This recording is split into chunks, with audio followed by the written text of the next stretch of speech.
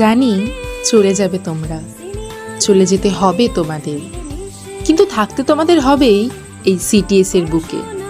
CTS তোমাদের ভুলবে না, তোমাদের ভুলবে না মামার ক্যান্টিন, তোমাদের ভুলবে না কালো পাথরের সিনিয়র জুনিয়র মিটিং, তোমাদের ভুলবে না সুইসের আড্ডা, তোমাদের ভুলবে না এলআরইউসি, তোমাদের ভুলবে না 10, 22, 28, 32, 19 নম্বর রুম, তোমাদের ভুলবে না ময়দানের ক্রিকেট ম্যাচ, সুবোধ মল্লিকের ফুটবল ম্যাচ, কলেজ ক্যাম্পাসের ব্যাডমিন্টন টুর্নামেন্ট, তোমাদের ভুলবে না কমন রুমের টিটি টেবিল, তোমাদের ভুলবে না ইলেকট্রিক্যাল, মেকানিক্যাল, সিভিল, সিএসটির ল্যাব, তোমাদের ভুলবে না শীতের সন্ধ্যায় বর্ন ফায়ারের গুনগুনে আগুন, তোমাদের ভুলবে না কাল বৈশাখী ঝড়ের আম কুড়ানো, তোমাদের ভুলবে না গানের আসর, তোমাদের ভুলবে না সোশ্যাল, কালচারাল, সরস্বতী পূজা, বিশ্বকর্মা পূজা।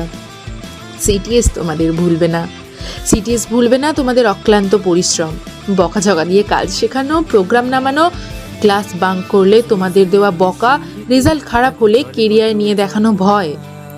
তোমাদের ফ্রেশার্স থেকে ফেয়ারওয়েল পর্যন্ত পুরো কলেজ লাইফটা সাক্ষী হয়ে থাকবে ইউনিয়ন রুম, কলেজের করিডোর, মেন গেট।